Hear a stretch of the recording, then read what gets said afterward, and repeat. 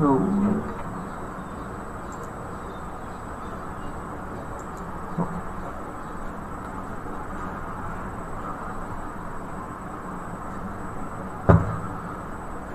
Good morning, my dear friends. So today we are into a fresh topic, a topic of hepatitis, viral hepatitis as you call it. And it is one of the diseases which is a cause for concern in our country. See, viral hepatitis is really of two types. One, which is transmitted by food, water, etc. And second, which is transmitted by the blood and various other methods. So when we start looking at viral hepatitis, the groups which we have, viral hepatitis A and E, more of waterborne and foodborne. Viral hepatitis C, D being more in terms of transmission through injections, through blood and various other means. Yeah? So, let's go further into hepatitis. So, hepatitis is basically defined as inflammation of the liver. The word hepatitis comes from a combination of two words, hepatos, meaning liver, and itis, which is inflammation. So we have these viruses, which are common viruses, were supposed to be A and B. We initially had only A and B, and then we had a big outbreak which took place in Delhi, and then they didn't know what is that virus. We called it for years, we called it non-A, non-B. And then later on we realized it was, we labeled it as E. Then soon we got various other viruses, C, D, G. Now there are more viruses, they keep on labeling these viruses.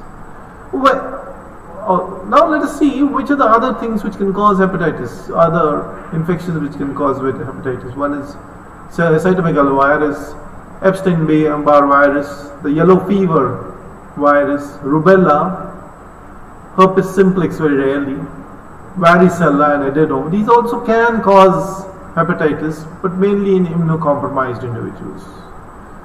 Also, if you have the liver, if you have an onslaught on the liver by toxic agents like alcohol or drugs or chemicals, these all can cause hepatitis and can create problems. Various autoimmune disorders also can result in hepatitis. When you say hepatitis, basically an inflammation and necrosis of the hepatocytes for more than 6 months when it takes place. It is called chronic hepatitis. And if it is a short-term one, it is normally due to a virus, and we call that viral hepatitis. Chronic hepatitis with viruses can be generally from viruses B, C, D. From A and E, you normally do not get a chronic hepatitis. Those hepatitis are very short-lived and generally do not become fulminant also. So as I said earlier, the enterically transmitted viruses are A and E, and parenterally transmitted viruses are B, C, and D. And the infection mainly takes place to the liver. The liver being the largest organ of the body, it is important for the fuel management, that is carbohydrate, fat and protein, and also for nitrogen excretion, removes nitrogen from the body. It also regulates, synthesizes, these things. The nitrogen gets synthesized and broken down in the liver. Also is important for water balance in the body. It controls the distribution of water between blood cells and tissues, and also is important from detoxification of various dangerous substances, natural toxins and man-made toxins. Natural toxins, you have alcohol, You have various metals, etc., which can, you see, especially in India, we must be aware of the fact that metals cause damage to the liver. The reason is that we have this type of medicine called Ayurveda, where metals are used regularly for treating diseases. And we have other things like chemicals and pollutants which are regularly creating problems for the liver.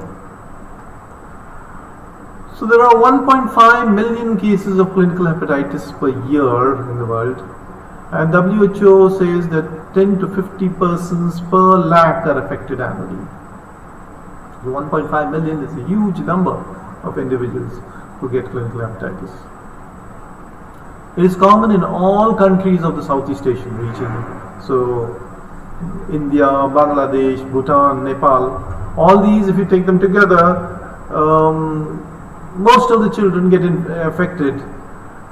They get affected, they may not suffer very much, but they get immune also. This is because of the poor hygienic conditions in our country, poor water supply in our country, which is not monitored. We do have pipe supply nowadays towards the whole country, most of the country, but still monitoring of this water supply is very poor.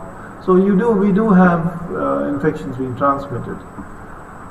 So hepatitis A infection, 10 to 25% of total cases of hepatitis in children is due to hepatitis A infection. Adults, the infection is generally about 1 to 5%. The world can be divided into areas of low, intermediate and high endemicity, and we come in the high endemic area.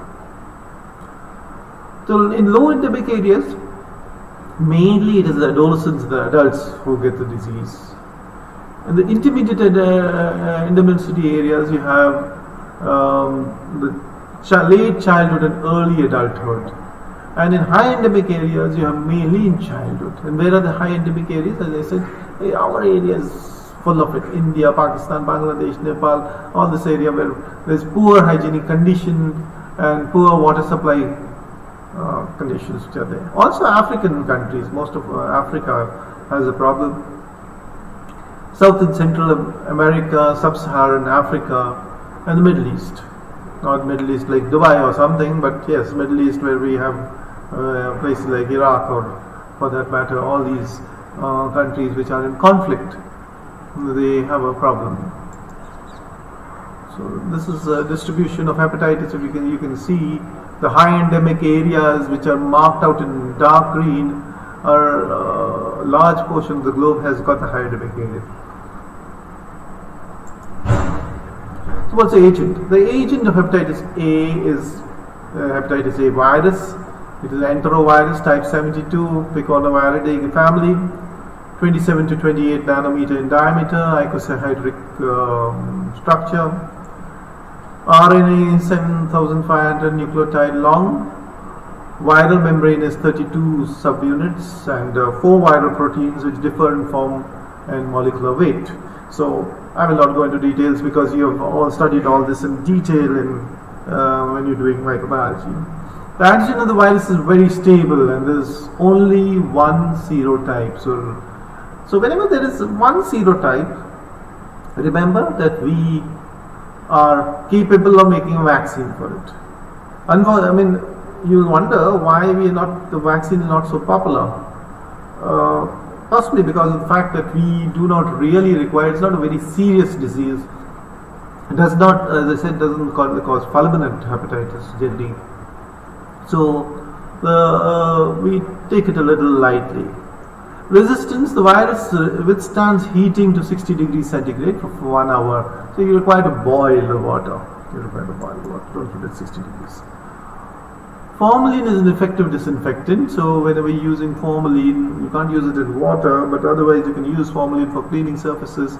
Formalin is very good. Virus is inactivated by ultraviolet rays. And as I said, boiling for 5 minutes or autoclaving is very useful. It kills the virus. The reservoir of infection are human cases, which are the only reservoir. So from human to human is the transmission. Poor sanitary habits, not washing hands, poor hand washing habits. Possibly this COVID pandemic which is there is going to help us, because we are going to be able to control so many diseases just by hand washing. Hand washing is one of the most effective preventive measures which is present, and we would, especially with the COVID pandemic, so much emphasis which is being put. We've been trying to put emphasis on hand washing for years, but never has any effect been taking place. It's only when we had this pandemic that people started doing hand washing. Asymptomatic infections are common in children, and so these people, when they are asymptomatic, they can possibly transmit the disease, and but there is no chronic carrier state. So that's one thing which we are benefited with, no chronic carrier state. Infectivity takes place 2 weeks before to 1 week after the onset of jaundice. Infectivity can take 2 weeks. So biggest problem is it happens 2 weeks before also. That's when the time when the person is asymptomatic. 2 weeks before. Infected material, feces, but also the blood, serum and other body fluids. So it is not that it cannot be transmitted parenterally, but it is normally transmitted through the enteric fluid. The virus is excreted in the feces 2 weeks before, and that's what he said, period of infectivity is that much. It's sometimes excreted in the urine also. The incubation period of this disease is 15 to 45 days, and it causes big outbreaks. Let me tell you, I have handled a number of these outbreaks when I was in the armed forces, down in the ground, and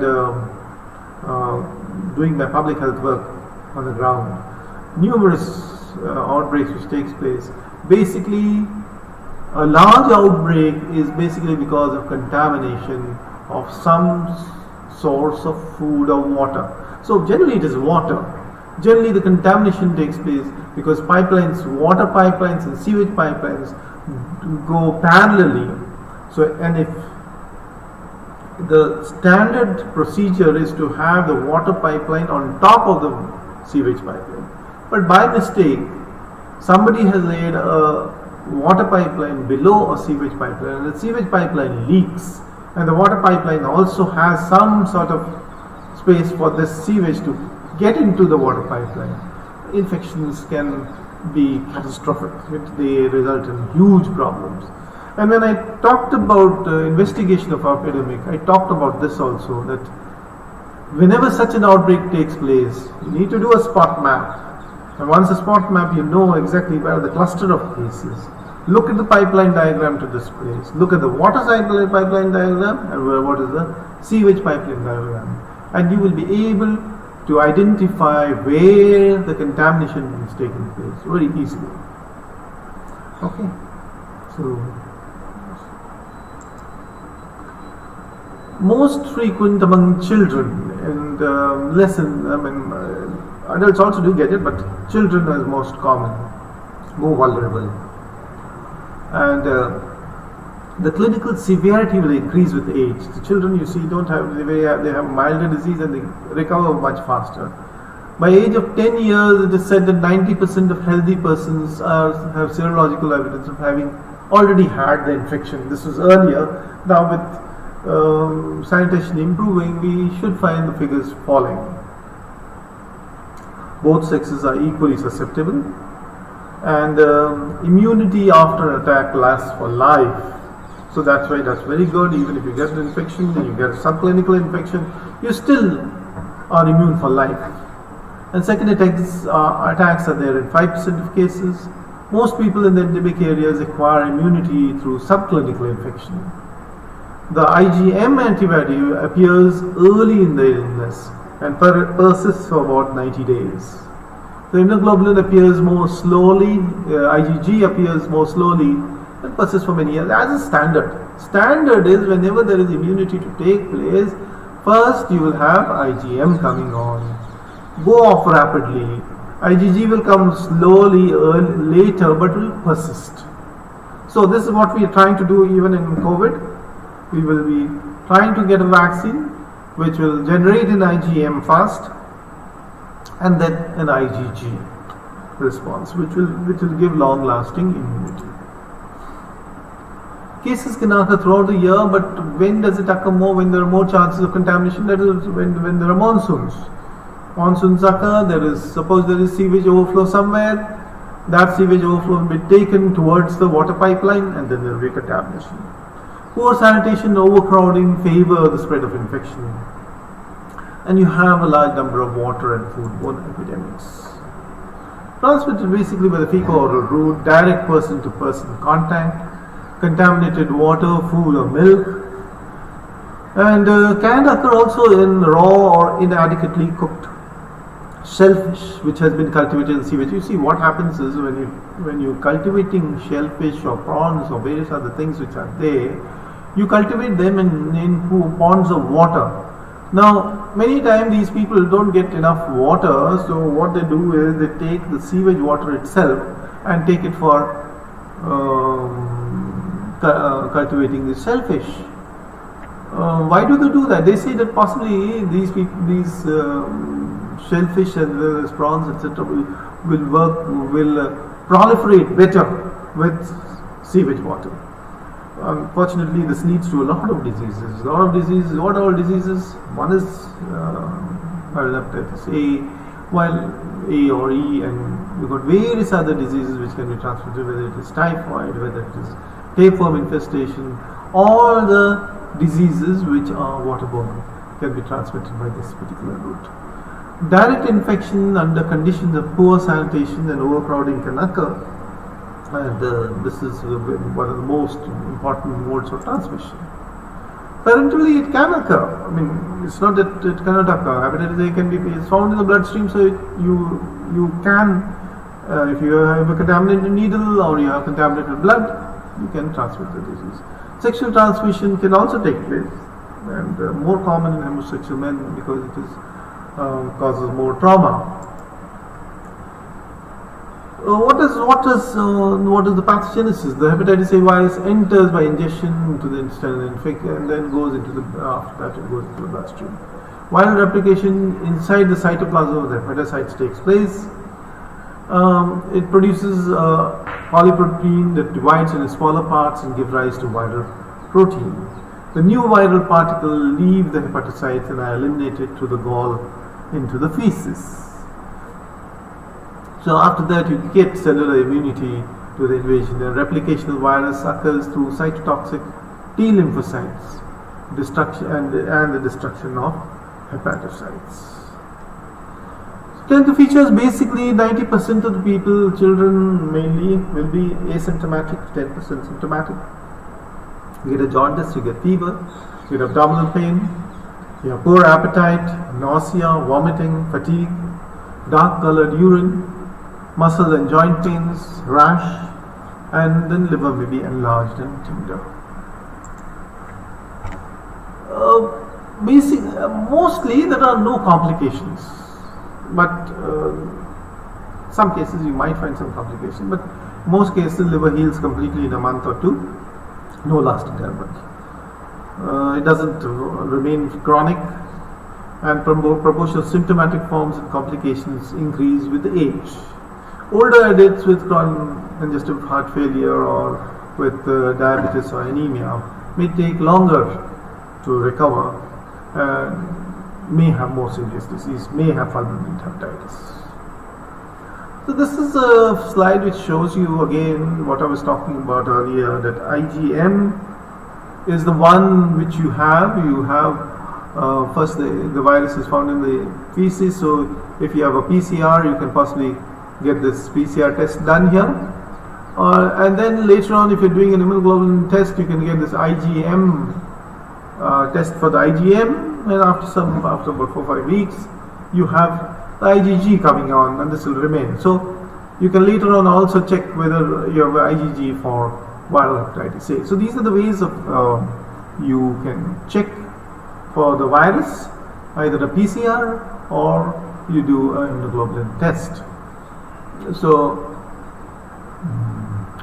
the other indicators which are there of the others are that you can have an ALT, you do the liver function test, you have the ALT and the AST, and if these are above 40 international units, because some people you must see whether you must have a baseline data which shows what are their figures earlier and after getting the infection, what the figures.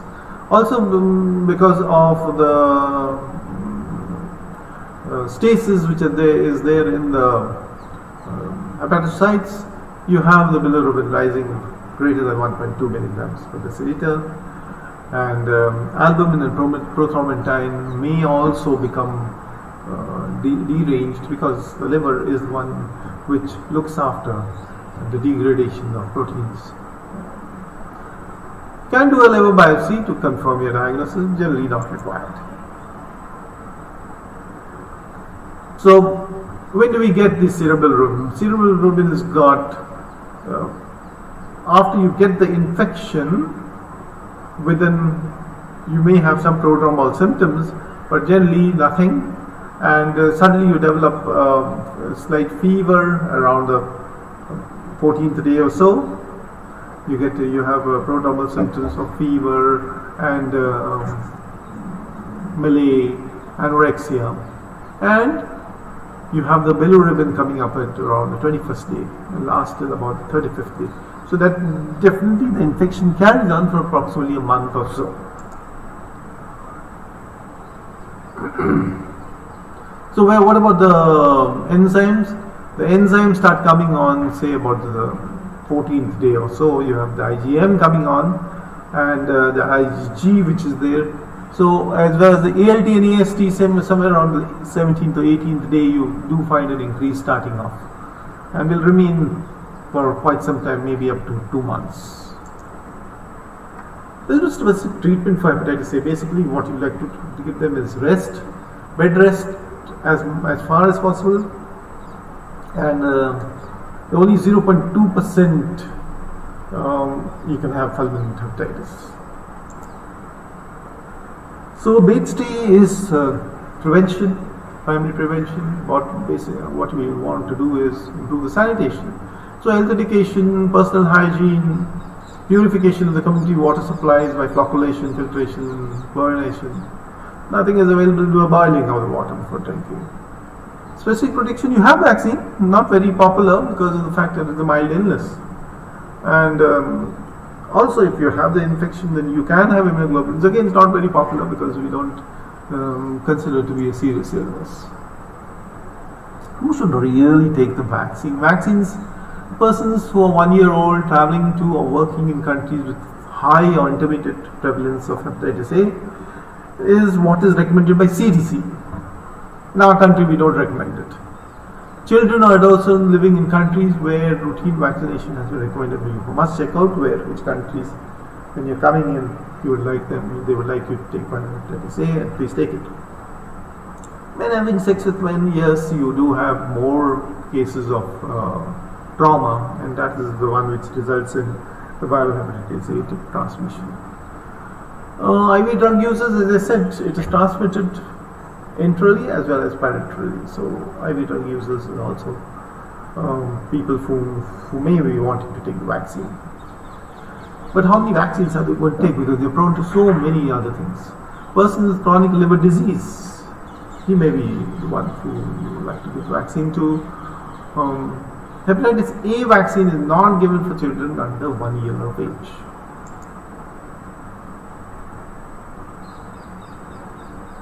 When should you give it?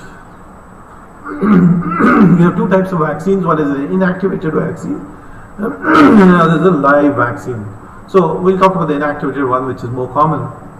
It's 2 injections to be given, one at 0 and then after a year. Can be given in children 1 to 15 years. In 1 to 15 years, you like to give them 3 doses instead of 2.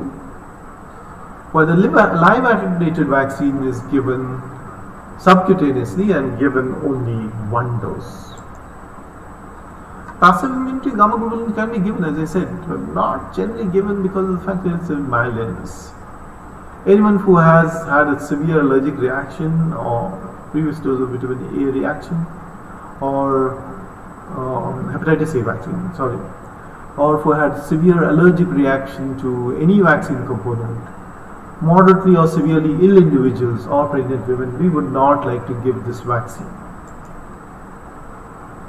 Let's then a few words about hepatitis E. As I told you initially, only we had hepatitis A, and then we had an outbreak in Delhi where we had a large number of cases. And then they went on. When I learned medicine, I learned it as non-A, non-B hepatitis. And when I taught medicine in FMC also, I used to teach it as non-A, non-B hepatitis. But now it is labeled as hepatitis E. What had happened was the Yamuna River had overflowed, and because the Yamuna River had overflowed, most of the sewage of Delhi was going into the Yamuna River. Once it overflowed, it went into various water bodies which were being used for drinking, and that is how there were huge 30,000 cases of jaundice were taking place. They tested for hepatitis A, it was negative, but there still was hepatitis. And that was why they also tested for hepatitis B. No hepatitis B, no hepatitis A. So that's why they called it non-A, non-B hepatitis. China reported about 1 lakh cases of jaundice between 1986 and 1988. Now, of course, there have been all sorts of outbreaks which are occurring: Burma, Indonesia, Nepal, Pakistan, Mexico. So these keep occurring. So we have to keep controlling them, do investigation of epidemic and try and control them. During the epidemics, you have increased mortality of pregnant women. Epidemics have occurred in USSR, Burma and Nepal. And in these, the death rate in pregnant women is almost to the tune of 18%. So very high. So HIV is also transmitted in the same way as viral hepatitis A. And when they did a serosurveillance, they found that 2 to 3% of blood donors, or up to a high of 9.5%, were having the virus. 9%, okay, sorry. 5% in Saudi Arabia and 24% in Egypt. It's also transmitted with the same contaminated water, food, feces. Mother to child contamination may occur in this country. That mother to child means we're not talking about placental transfer, but we're talking about mother to child contamination. Well, it could be again similar to I keep saying vitamin, I to why. Similar to hepatitis A. So we have same mean duration of the prodromal symptoms about 1 week, and then after that it just comes. Most patients will recover within 1 to 6 weeks, similar to hepatitis A. Pulmonary hepatitis is a little bit more common, 5 to 10%. Also increased mortality among women, especially in the third quarter, so we have to be careful. Also, mortality is increased compared to hepatitis A. And diagnosis, again, we do the same thing. We do a PCR study or we do an IgM study. No specific treatment again, supportive measures, prevention the same, health education, washing of hands, no vaccine or immunoglobulin prophylaxis is available. That's all that I have for you today. I hope you have enjoyed this lecture, and we will talk about the other types of hepatitis during our next lecture. Hepatitis B, C, D, a very important lecture, so we will take it up